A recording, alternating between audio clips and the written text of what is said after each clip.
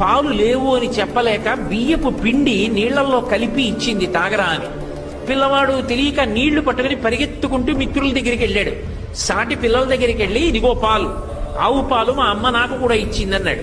వాళ్ళు వాసన చూసన్నారు, ఇవి ఆవు పాలు కావు, మీ అమ్మ నిన్ను మోసం చేయడానికి వరిపిండి నీళ్లు ఇచ్చిందన్నారు. ఏడుస్తూ వెళ్ళి, అమ్మ నాకు ఆవు పాలు లేవా, నాకు నాన్నగారు లేరా అన్నాడు. ఎవడు చెప్పాడురా నీకు నాన్నగారు లేరని? లోకములకంతటికీ తండ్రి శంకరుడు, ఉన్నాడు మీ నాన్న. అయితే ఎలా కనపడతాడన్నాడు. వెళ్ళి తపస్సు చేయి, ఆయన కనపడతాడంది. బాలభక్తి. వెళ్ళి పరమశివుడి గురించి తపస్సు చేశాడు.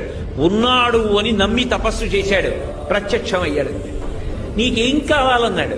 పిల్లవాడు పాపం ఏం తెలుసు, నాకు తాగడానికి ఆవు పాలు కావాలన్నాడు. శంకరుడు నవ్వాడు. ఆవు పాలు ఇవ్వనా? నేను దర్శనమిస్తే నీకు ఇవ్వవలసింది కాసిన ఆవు పాల. నువ్వు నన్ను అడిగావు కాబట్టి పాల సముద్రాన్ని సృష్టిస్తున్నా.